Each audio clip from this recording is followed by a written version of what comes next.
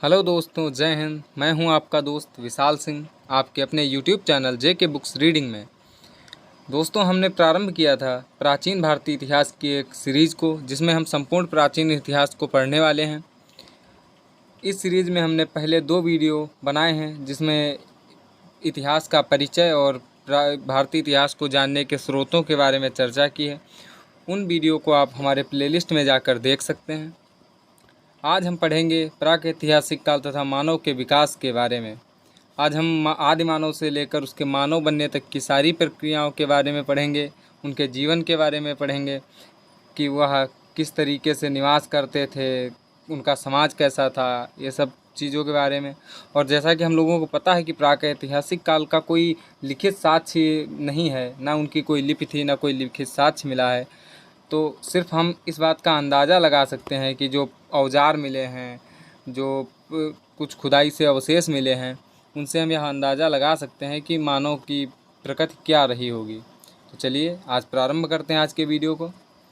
तो इतिहास का वह समय जिसमें मानव लिखना पढ़ना नहीं जानता था, तथा जिससे जानकारी केवल पुरातात्विक साक्ष्यों से, सिर्फ पुरातात्विक साक्ष्य जो हैं खुदाई से जो प्राप्त हुए हैं उनसे जो मिली है, उसे प्रागैतिहासिक काल कहते हैं।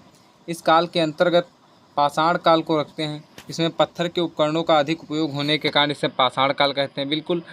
और जहाँ पर जब पत्थरों का ज़्यादा उपयोग, क्योंकि इनके तो एकमात्र साधन था पत्थर ही थे। पाषाण काल को हम 3 भागों में बांटेंगे: पुरापाषाण काल, मध्य पाषाण काल, नवपाषाण काल। अब देख लीजिए कि पाषाणकालीन मानव जो था वो औजार, ये कुछ औजार हैं इस प्रकार के, इनको देखते हैं हम। हथौड़ा है, ये हथौड़ा बनाते थे, कुल्हाड़ी, ये सब। वह समय जब मानव पत्थर के औजार एवं हथियारों को उपयोग करता था, पाषाण काल कहलाता। तो अभी हम बढ़ चुके हैं। पाषाण काल को 3 भागों में बांटा गया है, हम लोग जानते हैं: पुरापाषाण काल, मध्य पाषाण काल तथा नवपाषाण काल। पुरापाषाण काल, पुरापाषाण काल जो है ये पुरापाषाणकालीन स्थलों के बारे में है कि कहाँ कहाँ से साक्ष्य मिले हैं। तो सबसे पुराना जो हाथी का जीवाश्म है वो मिला है। आप मैप में इतना ज़्यादा जूम नहीं हो पाएगा, तो चलिए हम फैक्ट पे ध्यान देते हैं। यह काल आखेट एवं खाद्य संग्रहण के काल के रूप में जाना जाता है। हाँ, इनका मुख्य जो कार्य था वो शिकार करते थे और भोजन, मतलब इनकी ज़िंदगी जो थी वो खानाबदोश थी, वो सिर्फ खाने के लिए काम करते थे। अभी तक भारत में पुरापाषाणकालीन मनुष्य के अवशेष कहीं से भी नहीं मिल पाए हैं। जो कुछ भी अवशेष मूल रूप से मिले हैं वह उस समय प्रयोग में लाए जाने वाले पत्थर के उपकरण थे। मतलब उस समय के कोई मानव के अवशेष नहीं मिले हैं, परंतु उस समय जो पत्थर के उपकरण थे उनके अवशेष हमें मिले हैं। प्राप्त उपकरण के आधार पर यह अनुमान लगाया जा रहा है कि लगभग 2.5 लाख वर्ष ईसा पूर्व के होंगे यह उपकरण। हाल ही में महाराष्ट्र में बोरी नामक स्थान पर खुदाई में मिले अवशेषों से ऐसा अनुमान लगाया जा सकता है कि पृथ्वी पर मनुष्य की उत्पत्ति लगभग 14 लाख वर्ष पुरानी है।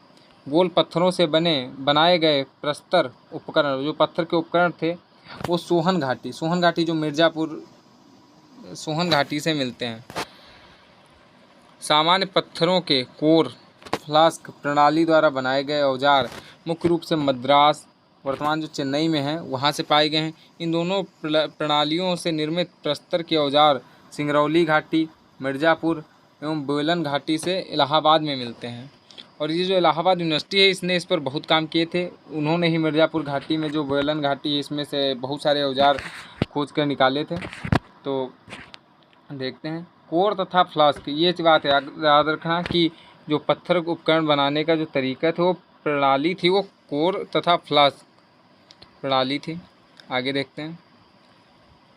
मध्य प्रदेश के भोपाल नगर के पास भीमबेटका में मिली पर्वतीय गुफाएं एवं शैलाश्रय भी महत्वपूर्ण है। भीमबेटका की जो गुफाएं हैं ये इंपॉर्टेंट है, पूछ देते कि भीमबेटका, ये सबसे इम्पोर्टेंट तो ये है कि पूछते हैं भीमबेटका कहाँ से, जो स्थल है वो कहाँ है, तो मध्य प्रदेश में है। ठीक है, इसमें गुफाएं मिली हैं, शैलाश्रय जो मिले हैं ये मिले हैं वहाँ से। इस समय मनुष्य के जीवन पूर्ण रूप से शिकार पर ही निर्भर था, जैसा कि हमने पहले भी बताया। वे अग्नि के प्रयोग से अनभिज्ञ थे। संभवतः इस युग में मनुष्य निग्रिटो जाति के थे। संभवतः कह सकते हैं कि जो मनुष्य था वो निग्रिटो जाति का था और उसे अग्नि के बारे में कोई जानकारी नहीं थी। इस काल को जलवायु परिवर्तन था। उस समय के पत्थरों के, हथियारों के, औजारों के प्रकार के आधार पर निम्नलिखित 3 भागों में बांटा जा सकता है। जो पत्थर के औजार मिले हैं उनकी जो प्रकार हैं, उन प्रकारों के आधार पर इन्हें 3 भागों में बांटा जा सकता है। निम्न पाषाण काल, इसमें जो औजार मिले उसमें हस्त कुठार, हैंड एक्स कहा जाता था, विदारणी जो जिसे तोड़ने वाला होता है, विदारणी विदारित करने वाला, वो औजार मिले हैं। मध्य पाषाण काल से सल्क मतलब फ्लक्स से बने औजार मिले हैं, सल्क, ठीक है। और उच्च पुरापाषाण काल जो है, उच्च पुरापाषाण काल से सल्कों फलकों के ब्लेड बनाए औजार मिले हैं। और जो पूर्व पुरापाषाण काल के जो महत्वपूर्ण स्थल हैं उसमें पहलगाम जो है वो कश्मीर में है, वेलन घाटी इलाहाबाद ज़िले में है, भीमबेटका और आदमगढ़ होशंगाबाद मध्य प्रदेश में है, 16 सियार और सिंगी तालाब जो है नागौर ज़िला राजस्थान में है, नेवासा जो है अहमदनगर ज़िले में है, हुसंगी गुलमर्ग ज़िले कर्नाटक में है, गुलमर्ग तो जम्मू कश्मीर में है, गुलमर्ग नहीं गुलबर्ग होगा। निम्न पुरापाषाण काल, यह पुरापाषाण काल का लंबा समय है। इस समय मनुष्य पत्थरों से निर्मित औजारों का प्रयोग करते थे, जैसे हस्त कुठार, खड़ग, विदारणी आदि। अधिकांश पुरापाषाण युग हिमयुग से गुजरा है। निम्न पुरापाषाण स्थल भारतीय महाद्वीप के लगभग सभी क्षेत्रों में प्राप्त होता है, जिससे असम घाटी, सिंधु घाटी, वेलन घाटी और नर्मदा घाटी प्रमुख हैं। इसमें याद रखना कि लगभग पूरे भारत में असम घाटी पूर्व में हो गया, सिंधु घाटी पश्चिम, उत्तर पश्चिम या पश्चिम में, वेलन घाटी मध्य में आ जाएंगे, नर्मदा घाटी दक्षिण में, तो इन सब में ये थे। मध्य पुरापाषाण काल, मध्य पुरापाषाण काल में सल्क उपकरणों का प्रयोग बढ़ गया। मुख्य औजार के रूप में पत्थर की पापड़ियों से बने विभिन्न प्रकार के फलक, वेधनी, छेनी कहते थे, खुरचनी जिसे खुरपा कहते हैं, हमें वेधनियाँ और फलक जैसे हथियार भारी मात्रा में मिले हैं। जो पुरापाषाण काल के जो हथियार थे, उन्होंने बहुत जो पत्थर का जो फलक को कह सकते हैं, एक हिसाब से पपड़ी से हथियार बनाने शुरू किए थे, तो वो ज़्यादा धारदार होते थे, नुकीले होते थे, ये सब इस तरीके से। उच्च पुरापाषाण काल में आर्द्रता कम हो गई तथा हिमयुग अंतिम अवस्था में था। जो मध्य पुरापाषाण काल और पूर्व पुरापाषाण काल है उसमें तो हिमयुग में ही हुआ है, लेकिन इस काल में हिमयुग जो था अंतिम अवस्था में था। इस समय आधुनिक मानव होमोसेपियंस का उदय हुआ। इस काल के औजार अधिक तेज व चमकीले थे। ये औजार हमें आंध्र प्रदेश, कर्नाटक, महाराष्ट्र, मध्य प्रदेश, दक्षिणी उत्तर प्रदेश और बिहार के पठार में मिले हैं। इस समय का मानव खानबदोश मतलब खाद्य संग्रहण करता था, अर्थात उसके जीवन का मुख्य उद्देश्य जानवरों की भांति अपना पेट भरना था। इस समय की मानव की सबसे बड़ी उपलब्धि जो थी वो आग की खोज थी। मतलब अब चलिए हम देखते हैं। उच्च पुरापाषाण काल तक मानव आग की खोज कर चुका था। ये देखिए औजार हैं, ये नवपुरापाषाण काल के हैं और ये पुरापाषाण काल के हैं। तो आप देख सकते हैं मूलभूत अंतर है, इनका बनावट, इनके आकार और इनमें बहुत बड़ा अंतर है। इनका कोई आकार नहीं था, इनका आकार था, ये बर्तन बनाने लगे थे, चाक का प्रयोग होने लगा था। चलिए आगे देखते हैं। मध्य पाषाण काल, मिडिल स्टोन एज। मध्य पाषाण काल जो है, इस काल में प्रयुक्त होने वाले उपकरण आकार में बहुत छोटे होते थे, जिन्हें लघु पाषाण उपकरण या माइक्रोलिथ कहते थे। माइक्रोलिथ ज़्यादा पूछा जाता है, तो माइक्रोलिथ पे ध्यान देते हैं। पुरापाषाण काल में प्रयुक्त होने वाले कच्चे पदार्थ क्वार्टजाइट के स्थान पर मध्य पाषाण काल में जस्पर, अगेट, चर्ट और चलसिडिनी जैसे पदार्थ प्रयुक्त किए जाने लगे। इस समय प्रस्तर उपकरण राजस्थान, मालवा, गुजरात, पश्चिमी बंगाल, उड़ीसा, आंध्र प्रदेश व मैसूर में पाए गए। हाल ही में अभी कुछ अवशेष मिर्ज़ापुर के सिंगरौली, हाँ अभी आप गूगल पे सर्च करना, सिंगरौली से मिले हैं। अनुमान लगाया जाता है कि महाभारत काल के हैं, लेकिन फिलहाल अभी उतना ज़्यादा तो नहीं पता चल पाया, तो आप इसको देखिए कि बांदा एवं विंध्य क्षेत्र से भी प्राप्त हुए हैं। मध्य पाषाण कालीन जो मानव था वो अस्थिपंजर के कुछ अवशेष प्रतापगढ़, उत्तर प्रदेश में सराय नहर तथा महदहा नामक स्थान से प्राप्त हुए हैं। मध्य पाषाण कालीन जीवन भी शिकार पर आधारित था। इस समय लोग पशुओं में गाय, बैल, भेड़, घोड़े एवं भैंसों का शिकार करते थे। जीवन व्यतीत के अपरिवर्तित जैविक गुणसूत्रों के प्रमाणों के आधार पर भारत में मानव का सबसे पहला प्रमाण केरल से मिला है, जो 70,000 साल पुराना होने की संभावना है। इस व्यक्ति में अफ्रीकी गुणसूत्र इस व्यक्ति के गुणसूत्र अफ्रीका के प्राचीन मानव के जैविक गुणसूत्रों की तरह पूरा मिलते हैं। यह वह काल है जब अफ्रीका से आदि मानव ने विश्व के अनेक हिस्सों में बसना प्रारंभ किया, जो 50 से 70,000 साल पहले माना जाता है। कृषि संबंधी प्रथम साक्ष्य सांभर राजस्थान में पौधा बोने का है, जो ईसा से 70,000 वर्ष पुराना है। 3,000 से 1,500 वर्ष के भी पूर्व के बीच सिंधु घाटी में एक उन्नत सभ्यता थी, जिसके बारे में हम लोग जानते हैं। सिंधु घाटी की सभ्यता अगला टॉपिक जो है वही होगा, सिंधु घाटी की सभ्यता, जिसको हम बहुत विस्तार से पढ़ेंगे, क्योंकि सिंधु घाटी सभ्यता एक बहुत ही इंटरेस्टिंग टॉपिक है। और इसको मोहनजोदड़ो की सभ्यता, सिंधु सभ्यता, हड़प्पा सभ्यता बहुत ही बेहतरीन है। मतलब इसको जब हम लोग पढ़ेंगे तो बहुत मज़ा आने वाला है। तो इसके लिए अगला वीडियो जब आएगा तो उसका इंतज़ार करिए। अगला वीडियो हो सकता है 1-2 दिन बाद आए, क्योंकि सिंधु घाटी सभ्यता को हम लोग इतना आसानी से ख़त्म नहीं करेंगे, उसे बेहतरीन तरीके से पढ़ेंगे। तो चलिए आगे देखते हैं इसमें ही। जिसके अवशेष मोहनजोदड़ो और हड़प्पा से मिले हैं। विश्वास किया जाता है कि भारत में आर्यों का प्रवेश बाद में हुआ। वेदों में हम उस काल की सभ्यता की एक झलक मिलती है। मध्य पाषाण काल के अंतिम चरण में कुछ साक्ष्यों का आधार प्रतीत होता है कि लोग कृषि एवं पशुपालन की ओर आकर्षित हो रहे थे। इस समय मिली समाधियों से स्पष्ट होता है कि लोग अंत्येष्टि क्रिया के से परिचित थे। हाँ, इसमें समाधियाँ मिली हैं तो लोगों को पता है कि अंत्येष्टि क्रिया से परिचित थे। मानव अस्थिपंजर के साथ कहीं कहीं कुत्ते के अस्थिपंजर भी मिले हैं, जिससे यह प्रतीत होता है कि लोग मनुष्य के प्राचीन काल से सहचर रहे हैं। मतलब जो कुत्ता है, जो इस कुत्ते के साक्ष्य मिले हैं बुर्जहोम से, और बुर्जहोम में कुत्ते के दफनाने के साक्ष्य मिले हैं मानव के साथ। तो इससे यह पता चलता है कि कुत्ता जो है मानव के जीवन का एक अभिन्न अंग प्राचीन काल से ही रहा है। बागौर और अहमदगढ़ से 6वीं शताब्दी ईसा पूर्व के आसपास मध्य पाषाण युगीन लोगों द्वारा भेड़ बकरियां रखे जाने के साक्ष्य मिले हैं। मध्य पाषाण संस्कृति के महत्वपूर्ण स्थल जो है उनके बारे में देख लेते हैं हम थोड़ा। स्थल जो है बागौर जो है राजस्थान, इसमें सबसे प्राचीन कृषि के साक्ष्य मिले हैं। लागनाज गुजरात, सराय नहर उत्तर प्रदेश से हैं, चौपानी मांडो उत्तर प्रदेश से हैं, और महदहा होगा और दैमाबाद ये भी उत्तर प्रदेश से हैं, और भीमबेटका और आदमगढ़ मध्य प्रदेश से हैं। होशंगाबाद जिले से हैं सब। नवपाषाण काल के बारे में आज हम देखते हैं। नियोलिथिक युग या नवपाषाण युग मानव प्रौद्योगिकी के विकास की एक अवधि थी, जिसकी शुरुआत मध्य पूर्व में 9500 ईसा पूर्व के आसपास हुई थी। इसे पारंपरिक रूप से पाषाण युग का अंतिम हिस्सा माना जाता है। ये पाषाण युग का अंतिम हिस्सा माना जाता है। नवपाषाण काल के मानव कृषि करने लगा था। इसका प्रथम साक्ष्य मेहरगढ़ बलूचिस्तान से मिलता है। स्थायी ग्राम बस्तियों का निर्माण हो चुका था। नवपाषाण कालीन लोग मृदभांड मिट्टियों के बर्तन बनाने लगे थे, क्योंकि चाक का प्रयोग जो होने लगा था महत्वपूर्ण, और धातु का प्रयोग करने लगे थे। तांबे का सबसे पहले धातु के रूप में प्रयोग किया। यहीं से ताम्रपाषाण काल की शुरुआत हुई। चलिए आगे देखते हैं हम। ताम्रपाषाण काल के देखिए, ताम्रपाषाण काल के जो कुछ हमारी टीम ने फ़ोटो भी ढूंढी हैं। ये देखिए जग बनाया है इन लोगों ने, बहुत बेहतरीन तरीके से बनाते थे वो लोग। ये तलवार है, खड़ग तलवार, ये सब इन चीज़ों से ये तो पता चलता है कि वो शिकार करते थे इन चीज़ों का उपयोग करके।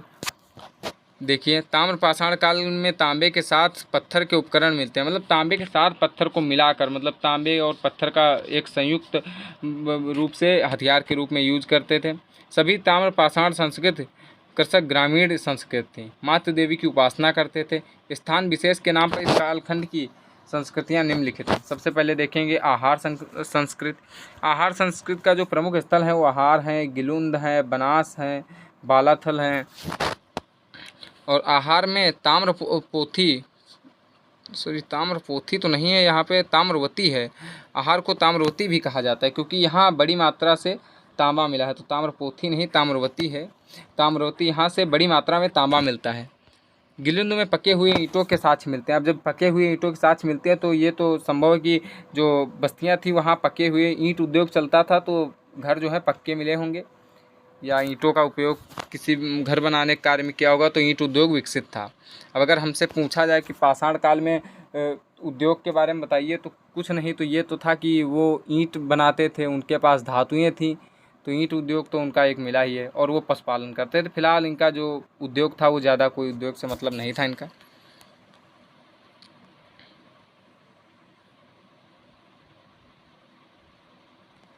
यहाँ कुछ गलत किया है इन्होंने, पके हुए ईंटों ही ईंटों होगा। चलिए जोरवे संस्कृत के बारे में देख लेते हैं। जोरवे संस्कृत इनाम गांव तथा दैमाबाद क्षेत्र से मिली है। दैमाबाद में गेंडा, हाथी, भैंसा और रथ चलाते हुए मनुष्य की मूर्तियां मिली हैं। जोरवे संस्कृत के स्थलों में मुख्य विशेषता यह है कि यहाँ वयस्क व्यक्ति मृत्यु के पश्चात पैर के निचला हिस्सा काट दिया जाता था तथा काट कर दफना दिया जाता था ताकि वह भूत न बन सके। मतलब इनके यहाँ एक अंधविश्वास था कि अगर मनुष्य जो वयस्क आदमी मरेगा तो उसके पैर का निचला हिस्सा काट देंगे तो वह भूत नहीं बन पाएगा। ये इनके यहाँ के अंधविश्वास को दर्शाता है। अब आधुनिक मानव के विकास का क्रम देख लेते हैं कि हम आदि मानव से मानव कैसे बने। मतलब जो जंगलों में रहते थे, गुफाओं में, उसके बाद कैसे आज हम लोग बस्तियों में, शहरों में रह रहे हैं। अब तो महानगर बन गए हैं, स्मार्ट सिटी, मेट्रो सिटी। देखते हैं होमोनिडस जो था, चलिए चला गया कहीं, हाँ, प्लीस्टोनिस युग जो हिमकाल था उसमें सर्वप्रथम इसका जन्म अफ्रीका स्थल था। और इसके बाद आएगा इसका बस इतना इम्पोर्टेंस रखना कि होमोनिडस जो था वो प्लीस्टोसीन युग में हिमकाल में सर्वप्रथम जन्म स्थल जो है अफ्रीका में था। फिर देखेंगे ऑस्ट्रेलोपिथेकस जो दक्षिणी वानर कहे जाते हैं। ऑस्ट्रेलोपिथेकस जो था इसका प्रथम वानर जो सीधा चलता था, अभी हम दिखाएंगे फोटो। इसे प्रोटो मानव या आदि मानव भी कहते हैं। जो ये मानव था ये सीधा चलता था, तो ये देखिए चल रहा है सीधे, ये काफ़ी मतलब सीधे। होमो हैबिलस कारीगर मानव, इसे कारीगर मानव कहा जाता था। ये बुद्धिमान तो लग रहा है शक्ल से ही, खैर लेकिन चलिए देखते हैं अभी। यह दक्षिण अफ्रीका के प्रथम वास्तविक मानव पत्थरों में औजारों के रूप में प्रयोग करते हैं। यह दक्षिण अफ्रीका के प्रथम वास्तविक मानव पत्थरों को औजारों के रूप में प्रयोग करते थे। ये जो थे ये पत्थरों को औजारों के रूप में प्रयोग करते थे। होमो इरेक्टस सीधा खड़ा होकर चलने वाला मनुष्य था ये। इन्हें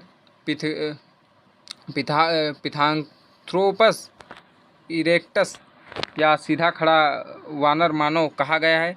ये पत्थर के हस्तकुठार, हैंडेक्स जो था हथौड़ा, कुल्हाड़ी का निर्माण करते थे। अग्नि का आविष्कार इन्होंने किया। होमोसेपियंस नियंडरथल ये अलग हैं। होमोसेपियन नियंडरथल बुद्धिमान मानव जो था, जर्मनी के नियंडरथल घाटी से इसके आधार पर नामकरण किया गया। मृतकों के अंतिम संस्कार करने वाला प्रथम मानव था। अब ये पूछ सकते हैं कि मृतकों का अंतिम संस्कार करने वाला प्रथम जो आदि मानव था वह कौन था, तो होमोसेपियन नियंडरथल मानव था। और इसके जो अवशेष मिले हैं शरीर के वो जर्मनी के नियंडरथल घाटी से मिले हैं। तो देखते हैं होमोसेपियंस आधुनिक मानव जो कि अब हम सब लोग हैं। अब तो हम सब लोग खैर इनसे भी ज़्यादा हो गए हैं। फ्रांस के शिलाश्रय से प्राप्त कंकाल साक्ष्यों को क्रोमैग्नन कहा गया है।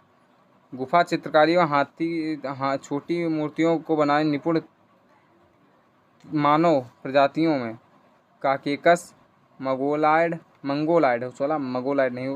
होगा, निग्राइड के अविभार्व के पूर्व संकेत हैं। होमो का जो अर्थ है हम देख लेते हैं। होमो लैटिन भाषा का एक शब्द है जिसका अर्थ है आदमी। इसमें पुरुष और स्त्रियाँ दोनों शामिल अनुसार हैं। हम देखते हैं। चलिए अब अगला जो टॉपिक होगा हमारा सिंधु घाटी सभ्यता होगा। आप सभी से निवेदन है कि चैनल को सब्सक्राइब करें, वीडियो को लाइक करें और शेयर करें। अगला टॉपिक आप लोग मिस मत करना। संभवतः अगला टॉपिक कल आएगा या तो परसों हम यूट्यूब पे कम्युनिटी पोस्ट डाल देंगे। फिलहाल अगला टॉपिक जो आएगा वो बहुत महत्वपूर्ण होने वाला है परीक्षा की दृष्टि, किसी भी परीक्षा की दृष्टि से, यूपीएससी से लेकर वनडे एग्ज़ाम, किसी भी परीक्षा की दृष्टि से जो हम फैक्ट लेकर आएंगे वो सिंधु घाटी की सभ्यता के बारे में एक जगह पर आपको कहीं भी नहीं मिलेगा। और जो हम लेके आएंगे वो एक जगह पर आपको कहीं नहीं मिलेगा। तो आप ज़रूर देखिए।